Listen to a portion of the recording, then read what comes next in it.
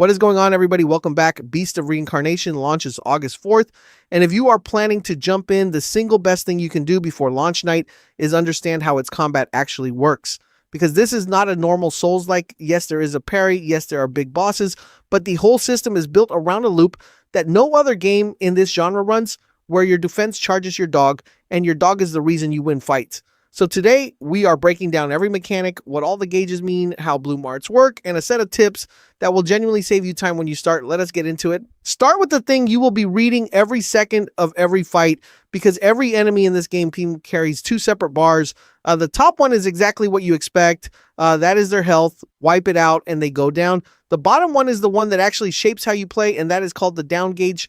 You fill that up by landing hits and by parrying, and when it is completely full, the enemy is cracked open and you get a takedown, a finishing move that does enormous damage. So here's the mental shift to make right now. In most games, you grind health down. Here, health is the slow way. The fast way is attacking the down gauge, opening them up, and cashing in. A takedown fights end dramatically quicker once you start playing for the bottom bar instead of the top one. Now the heart of the whole system, the parry. Time it correctly and you take 0 damage, which is standard for the genre. But here is where this game separates itself completely. Every single successful parry fills a gauge in the bottom right of your screen called FP, and FP is described in the game's own words as the source of Ku's power. So parrying is not just defense, it is how you generate your entire offensive resource. Play passively, roll away from everything, never commit to a parry, and your dog does nothing at all. Which means the risky option is the one that actually feeds you. That is a genuinely brilliant piece of design because it pushes nervous players toward the mechanic they most need to learn instead of letting them hide. Once your FP is full, you spend it on Ku's abilities, which are called bloom arts, and this is where the game turns into something closer to a tactics game for a moment. When you open that selection, time slows right down, giving you room to genuinely think instead of mashing, and landing one does not just deal damage. A successful special attack fills the enemy's stun gauge significantly, which is your fastest route to that one-hit finish we talked about.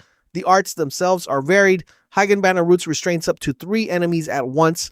Higanbana Bloom deals heavy destructive damage to up to 3 foes, and the huge blossoms it leaves behind can actually be jumped to, so it changes the battlefield as well. There is also Sakura Javelin, which sends Ku charging in, and Helm Splitter for Emma.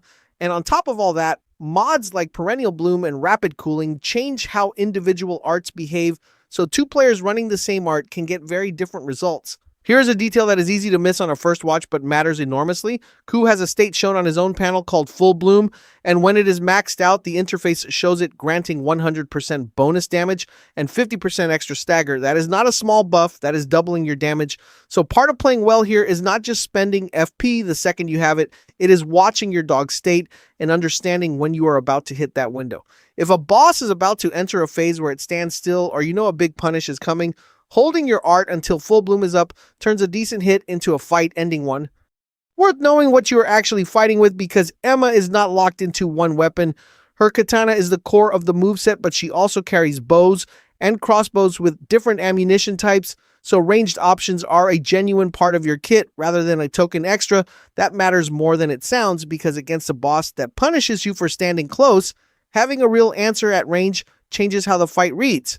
There is gear customization sitting underneath all of that too, with spirit stones feeding into how Emma is built. And here is a small detail from the interface that is easy to miss. Some mods restore Emma's health when an art lands successfully, so certain setups quietly turn your offense into your healing. If you find one of those early, it is worth building around. So what happens when you are surrounded, which in most Souls-likes is where you die? The official guidance is that nothing changes. You play exactly the same way, you just pick the right tool.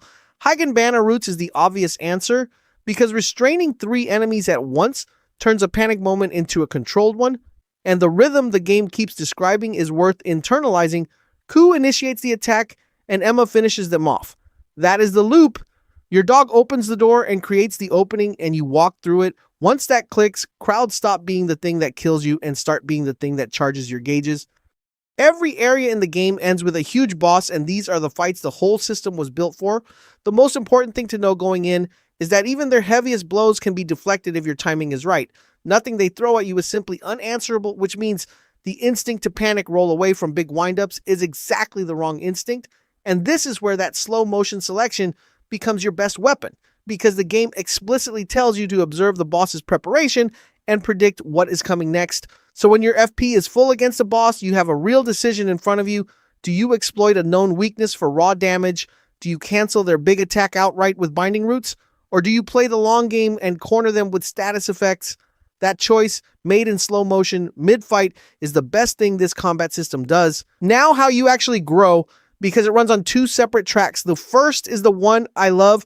When you defeat a boss, Emma absorbs its power, and a brand new Bloom Art awakens inside Ku. So every major fight you win permanently expands what your dog can do, and your kit at the end of the game looks nothing like your kit at the start. The second track is Emma herself.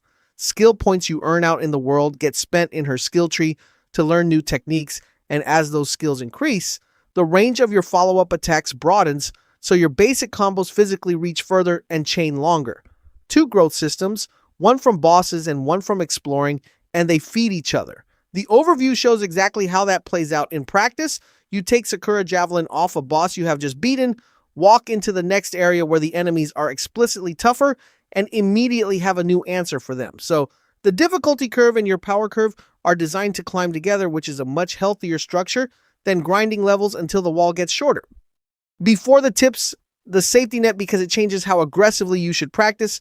There are 3 difficulties: normal, hard, and story. And story mode does something unusually smart. It widens the actual parry timing windows and reduces the damage you take, so you are still learning the real mechanic just with more room. You can also switch difficulty at any time with nothing locked off. And crucially, dying costs you nothing at all. There is no lost currency and no run back to your corpse, and enemies do not respawn when you rest. Put those together, and this game is practically inviting you to throw yourself off at hard fights and experiment, because failure is basically free. So let us finish with 5 things to actually do when you start. Number 1, play for the down gauge, not the health bar, because takedowns end fights far faster than chipping. Number 2, force yourself to parry early even when you are scared, because that is your only source of FP, and your dog is useless without it. Number 3, do not dump every Bloom Art the moment the gauge fills. Hold at least 1 for when a boss commits to a big attack you can cancel. Number 4, actually use the slow motion. Do not treat it as a pause.